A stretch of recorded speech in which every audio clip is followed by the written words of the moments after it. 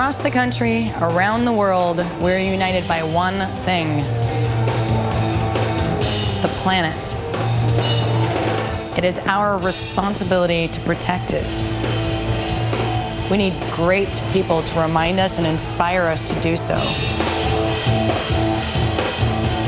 Every country needs a David Suzuki, and we are lucky to call him our own. Come on tour with me, and I'll show you who the greatest Canadian is. Come on, Canada.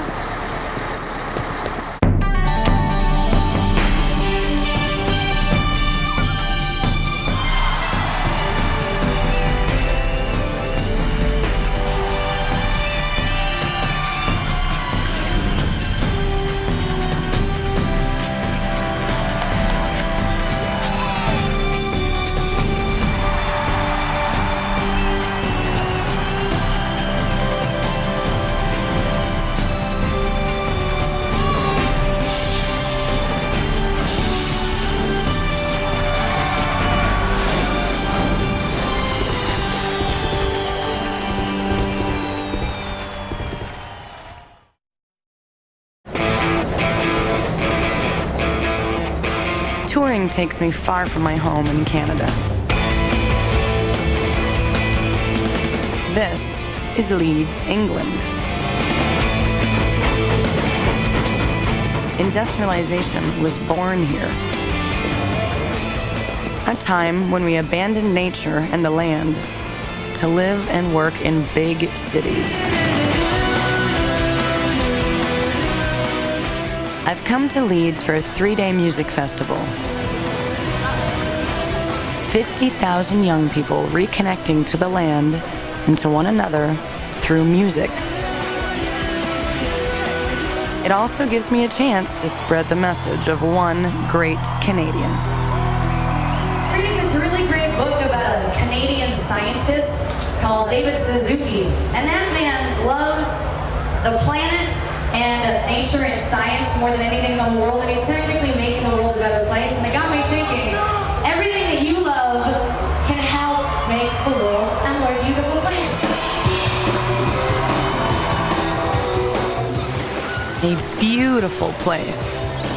This is the Canada that most of the world sees. But there is another side. Canada is not what it used to be. Smog warnings, closed beaches, contaminated fish, genetically engineered crops, destroying the very thing that defines us. Suzuki saw it coming. If we don't have clean air, clean water, clean soil that gives us our food, and clean energy that comes from the sun, we don't survive.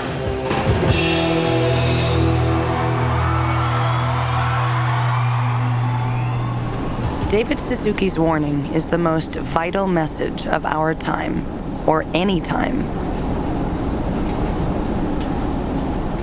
From my window, traveling around the world, I see exactly what David Suzuki is talking about.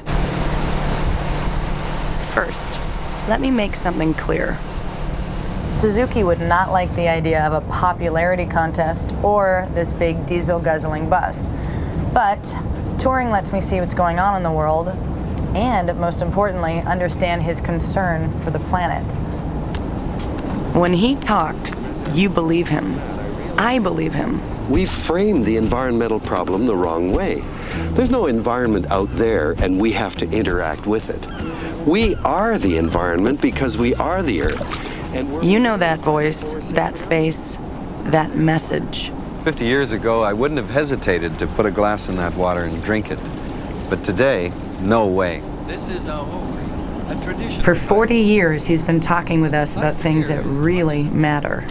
We must make environmental issues one of the major things that we hold every candidate for office accountable for. Thousands of miles on tour.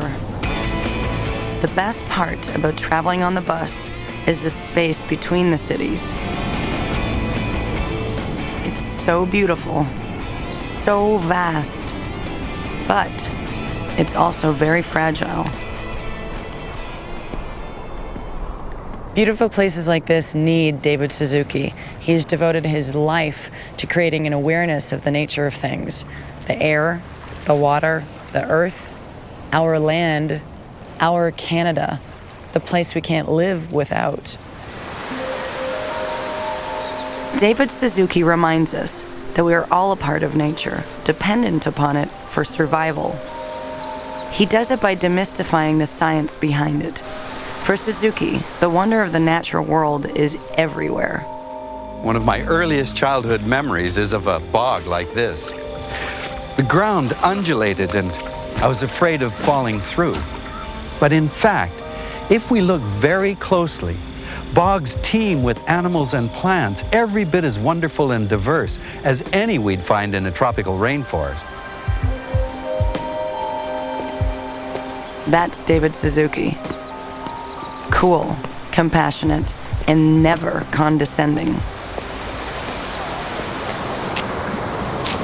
So what made David Suzuki the man he is? It has a lot to do with his childhood in British Columbia and a dark and forgotten chapter in Canadian history. It's an amazing story of challenge and survival. It's never easy to start over in a strange new land. Not now, not 100 years ago. Canada is where Suzuki's grandparents chose to settle. This is Granville Street. Many of the more important theaters and departmental stores are located on this thoroughfare. Back then, Japanese Canadians were forbidden to vote, but they loved it here anyway. David Suzuki was born on March 24th, 1936. He and his sisters were raised on the edge of Vancouver, Marpole, where city met country. Suzuki's father was an avid naturalist, and he impressed that love upon David from a very young age. My memory of childhood is constant trips into the forest, hiking, camping, fishing. Life seemed normal, idyllic, even the Canadian dream. December 7th, 1941, a day of infamy. And then, Japan bombed Pearl Harbor. Within a few hours of the event, Canada was at war with Japan. Fear of attack became suddenly real.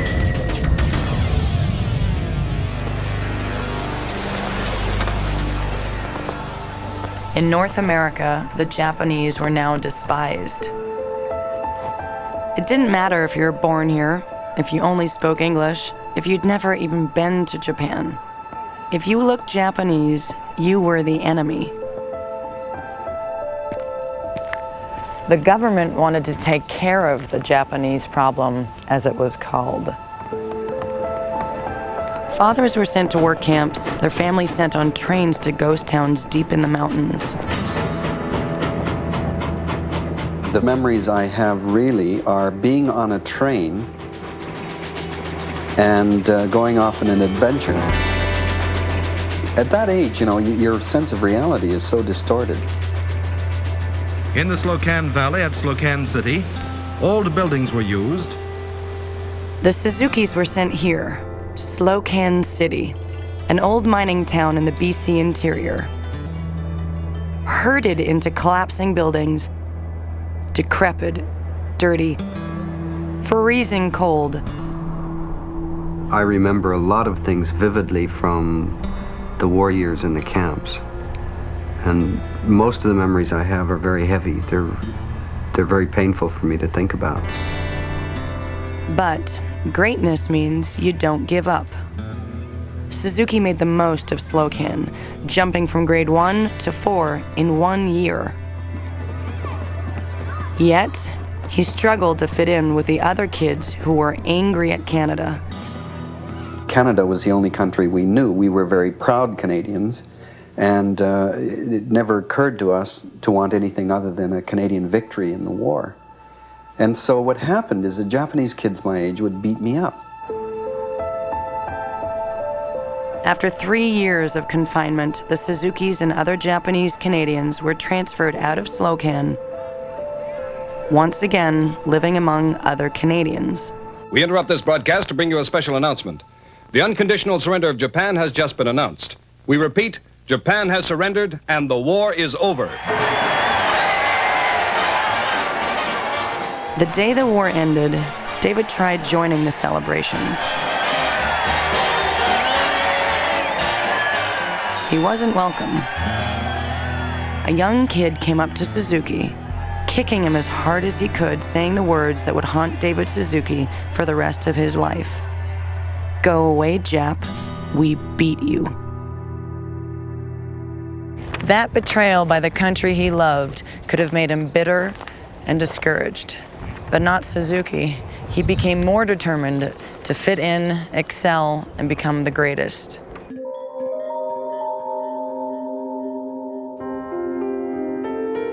Suzuki's internment did something no one could have imagined. His love of nature became more profound. This future greatness came from a young boy's curiosity. Not about the adult world of war and prison camps, but the mystery of the natural world around him. But life in the BC interior wasn't to last. In 1945, with the war over, the Suzukis and other Japanese Canadians were ordered out of BC. They only had two options, a one-way ticket to Japan or a new life somewhere else in Canada. And in spite of it all, the Suzukis loved this country and no other. So they boarded a train and headed east.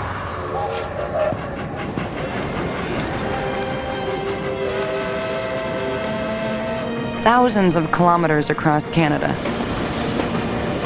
The journey was like a lifetime to young Suzuki. He was powerfully drawn by what he saw from his window.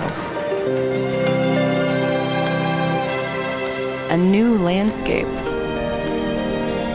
A wider sense of the natural world and of his country.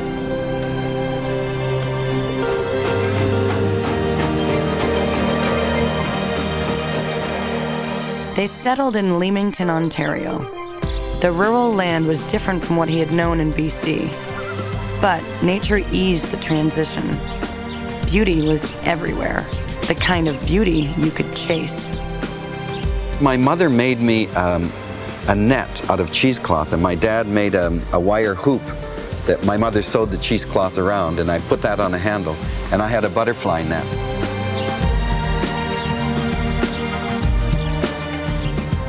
The butterfly net was just the beginning for David Suzuki. Forget baseball cards and comics. No, his life was a laboratory. Dried fish, snake skins, insect collections, and anything else you could catch. The artifacts of a great mind. And a hint of things to come. Test tube babies, or what some call the bad dream of Aldous Huxley, could very well happen within our lifetimes. Before the end of the century, prospective mothers and fathers may be able to go to sperm and egg banks and to decide on the kind of child they want. Watching David Suzuki on TV, even in those early days, you'd think it came naturally to him.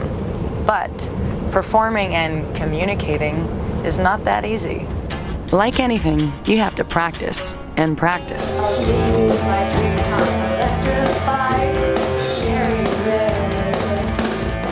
And that's not easy when you're a young guy. After all, there are a lot of distractions. Suzuki didn't have time for those distractions yet.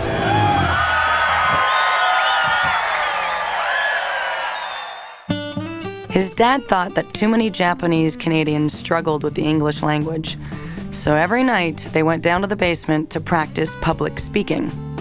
Suzuki was a determined student, and a great communicator was born.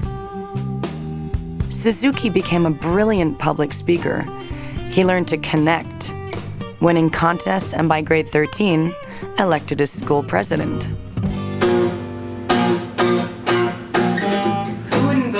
Suzuki if he was running for president? I don't know. But if he was running for school president of my school, oh my God, would I ever vote? But I always vote because you should vote, because we should vote now for the better candidate.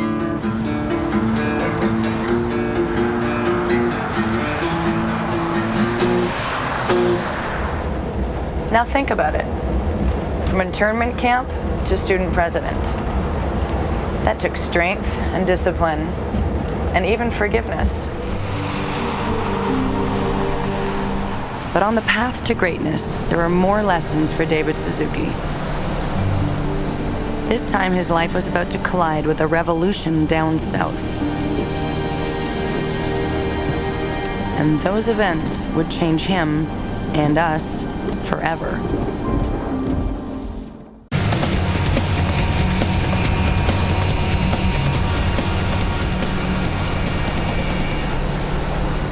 It is amazing how the mind of our greatest Canadian works. He sees things that others don't. To most people, this is a bowl of peaches. But to David Suzuki, this is inspiration. A lot of people have spent their entire lives studying the fruit fly.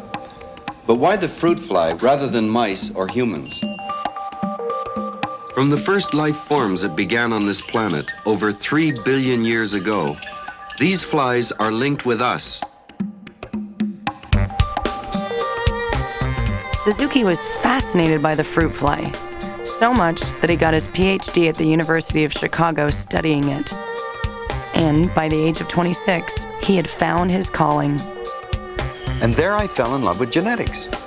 And suddenly genetics consumed me. It was my passion, my life. His studies of the fruit fly took him to Oak Ridge, Tennessee, and his first job as a scientist. Oak Ridge had always been a major center for genetics research, but it was once the secret city. And it would connect him, strangely, to his past again. During the Second World War, this town of 70,000 was created overnight to develop the most devastating weapon in history. The bomb that leveled Hiroshima.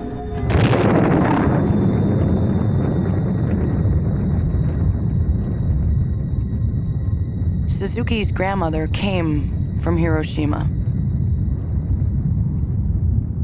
Just being in Oak Ridge could have ignited his anger. Instead, it stirred his conscience.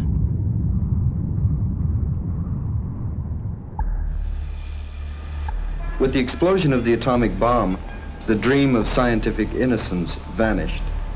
And scientists and technologists began to become aware of the fact that their work affected human beings in very severe ways.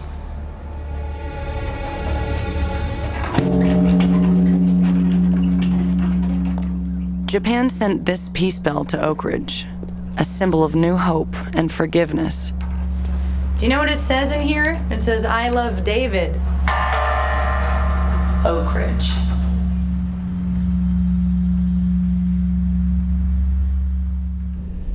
But confronting his past was just the beginning for Suzuki. The world was changing around him, and he wasn't going to hide away in his lab. He got active, and he got involved. In the early 1960s, Tennessee was like the rest of the South. Separate fountains, separate food counters, separate neighborhoods, separate everything. But the old ways had to change. Suzuki was inspired by leaders like Martin Luther King Jr. A man dies when he refuses to stand up for that which is right. A man dies when he refuses to stand up for justice. A man dies when he refuses to take a stand for that which is true.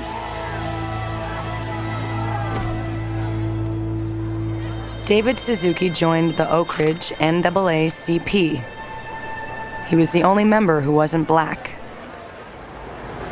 Being a geneticist, he could see that we were all equal, regardless of race. Yet, some of us were being attacked for being different, for not being white. Suzuki's message was something that not many people were ready to accept. We're not just equal, we're genetically linked to one another and the planet. This idea was spreading.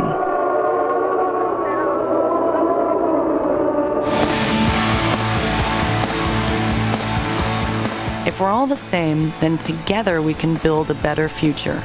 That's Suzuki's point. The world can change. In the late 1960s, the world was changing. Flower power. Giving peace a chance. Berkeley, California was the epicenter of possibility.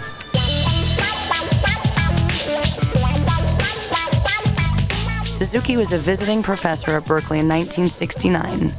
And in the land of psychedelia, our greatest Canadian fit right in. One thing that I've gotten off on lately is that basically, I study fruit flies, and I suddenly realized that basically we're all fruit flies. He rallied with students at demonstrations and sit-ins, the only professor invited by activists. They trusted him and related to him. A lot of kids, I think, from middle-class families are suddenly realizing in a small way what it is to be black or yellow in a white society. They're realizing discrimination in its complete irrational form.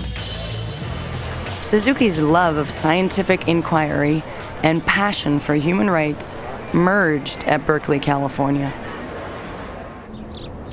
There was something else that Suzuki was passionate about: Canada. And it was time to go home. Later in '69, he arrived on campus at the University of British Columbia. And there was no doubt whatsoever that our greatest Canadian had been transformed. Hey Dave, look at that. Really fantastic. At UBC, he was already one of Canada's most brilliant geneticists. And who wouldn't notice a teacher like this? Even in heavy times, he never lost that sense of fun. If I did that, of course, I'd be mad all the time, and I'd be a drag. Nobody would want to spend any time with me.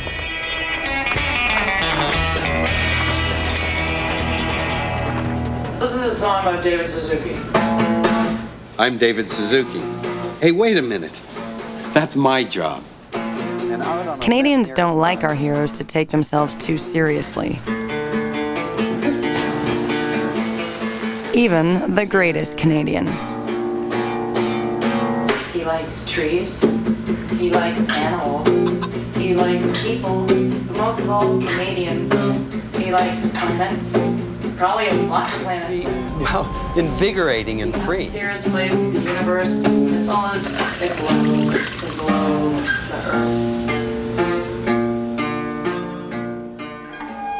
This is the first in a 5-part series, Suzuki on Science. But all fun aside, Suzuki was always taking his role as a scientist seriously. For centuries, scientists have been a small band of people dedicated to the pursuit of truth in relative seclusion from the rest of the public. Suzuki took science from the lab to the television set. He put genetics under the microscope. And it was only when students began to say, hey, wait a minute, genetics has been misused. You're responsible for that.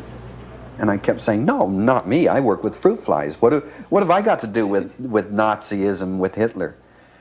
And it was students that said, no, you can't get off that easily. You contribute to a body of information subsidized by the taxpayer from which both beneficial and terrible things are going to result. Now, because you contribute like everybody else, you've got a special responsibility. That was a very shocking thing to realize because they were right. Und hinter uns kommt Deutschland!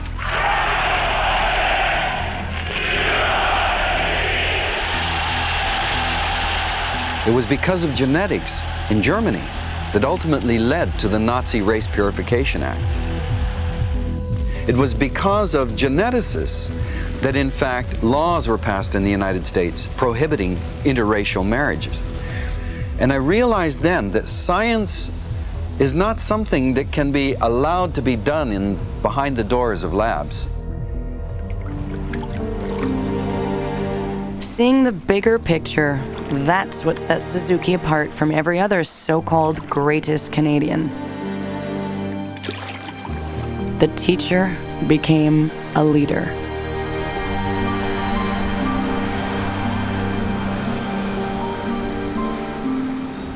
Suzuki's commitment to a greater good is something every Canadian should appreciate. He's not afraid of standing up for what's right, no matter where the cause takes him. These are the qualities of the greatest. For more than a generation, we've watched as Suzuki put those qualities into action. Polluted water in Canada? It's the same in India. It appears the reservoirs are rapidly filling up with silt. The extinction of species? It's happening in South America, too. Already, construction activity has caused the local extinction of 60 kinds of birds. Saving a threatened way of life in Canada. He does the same in Africa. The San people have developed a way of life that has enabled them to survive in equilibrium with this fragile environment for tens of thousands of years. The struggle that's going on here is a struggle for future generations. We're all in it together. Suzuki saw the power of television, and he wasn't going to waste it. The Amazon forest is being burned to the ground. Day after day, smoke fills the air. This conflagration is a consequence of injustice, ignorance, and greed. It's burning in Brazil, but it's fueled by the same forces that are laying the whole world waste. And while the world was laying to waste, the people we elected to do something about it were singing the same old tune. Sure they'd steal your heart away. No one seemed to care very much about the ozone. Only a few people were talking about it. One of them was our greatest Canadian, David Suzuki.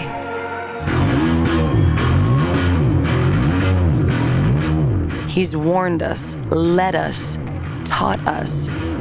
He's trying to make a difference in Canada and the rest of the world. Who would you trust with your future? Keep in mind, no one owns David Suzuki's opinions. There's no special interests lurking in the background, no payoffs. Our greatest Canadian is sponsored by no one. Just a little love from Mother Nature. Mother Nature is totally voting for David. That's for sure. Yeah, that's one huge hand on the button of vote for David Suzuki. And she would say, yay for David.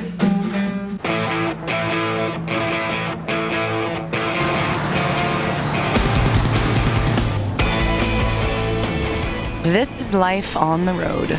Melissa, can I have some of your apple juice? Oh my God, please drink my apple juice. A journey that never seems to end. 10 months on the road, life with 10 other people. Lots of little problems. Every single day we can give it to the local venue to recycle. We have recycling in Australia, but somehow America doesn't seem to recycle. Hey, everybody has to make an effort. Who has given the recycling to the girls? Who has? Listen. I just got fed up. I'm like, this is like abuse more than anything else. Abuse. We're abusing Andre instead of recycling. No, just like late nights, lots of miles, and the sameness of cities. Living on tour, we get to see a lot of places like this. The mall. It has everything. Basically, it's a place to get stuff. A lot of stuff. We seem to feel we've got to get more money in order to buy more stuff. And yet, if you think about it, does stuff make us happier? I think that we've got to really sit down and ask, what is it all about? What are the things that really matter? The local mall is just a microcosm of the bigger picture. What we get here is decided for us by marketing departments and market forces. Who makes these big decisions that affect our lives and the planet? CEOs? Economists? It's time to stop and ask. Suzuki does just that. I've had people that say, listen, Suzuki, we can't afford a clean environment if we don't have a strong growing economy. But if we don't have a clean environment, you don't have human beings or economists. We've got it all wrong. Lots of people agreed. From Quebec to Rome to Seattle, we declared we're more than just consumers. We're people who care about the planet. But impatience and frustration with those in power turned into violence.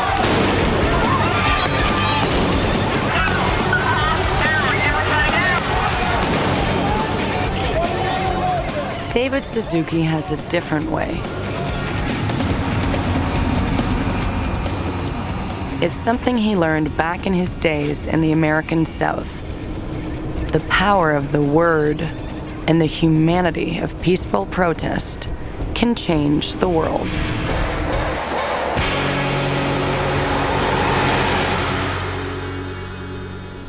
When Suzuki saw this, he knew he had to do something. There's nothing subtle about clear-cut logging. It's the application of brute strength to cut the trees down and get them off the mountain. And once they're cut down, their likes will never be seen on these mountainsides again. People heard the message and acted.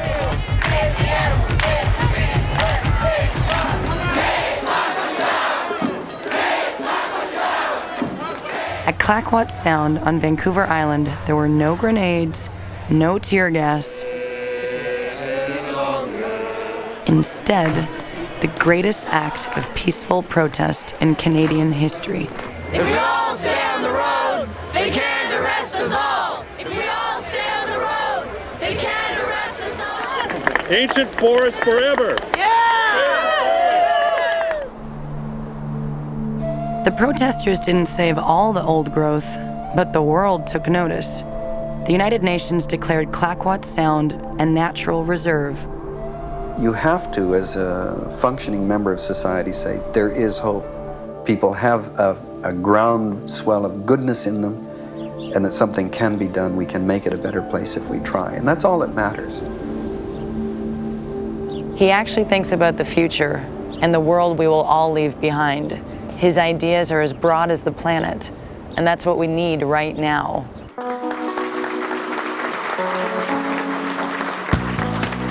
Our greatest Canadian shows us solutions to the problems of the planet. He does it through his Suzuki Foundation. He does it in more than 30 best-selling books. Welcome to the nature of things. He does it on the longest-running science and nature program in television history. The United Nations awards him medals. Australians even named a huge national park after him. What about us? What are we going to do?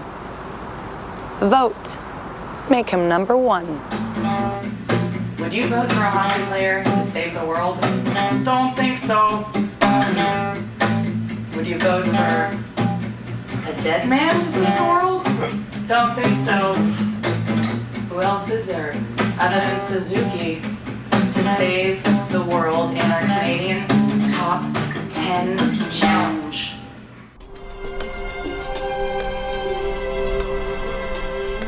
David Suzuki urges us to protect our precious air and land and water. It's more than a gift. It's our soul, our heritage.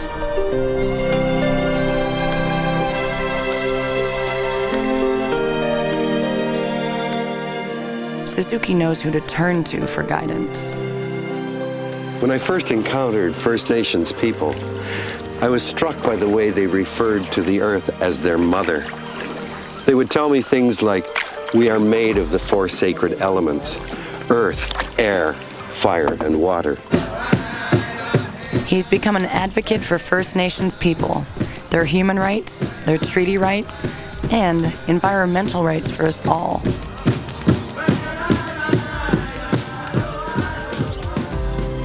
The greatest Canadian is someone who cares about our home and native land. Someone we can count on to take action to protect it, here and now. It's not only our survival, but the very quality of our lives are dependent on the quality of the air, the water, the soil, the energy, and the biodiversity that cleanses and replenishes those things. I believe they should be sacred. You can't put a dollar and cents value on things that are sacred. Voting David Suzuki as our greatest Canadian makes a statement about our legacy, about our country. You have a chance to send a message to the world. People often ask me, how do you keep on going? Because the story that you're telling is pretty bleak. I've made a commitment into the future. My children didn't ask to be born. They've given me great pleasure and pride. But I owe them something big time. I have grandchildren now. I have a real obligation into the future. So I find that very inspiring, and I don't think anyone has got the right to say it's too late. Good news for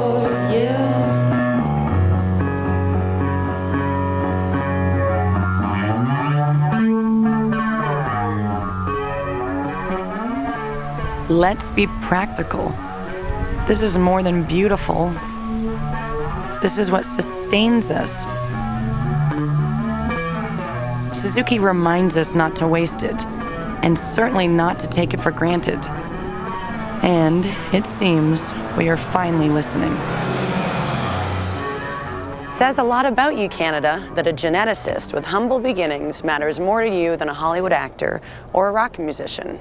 He's a true Canadian who motivates us to care about one of the defining causes of our time, saving the planet. He is David Suzuki, the greatest Canadian. Vote for him. It's in our genes.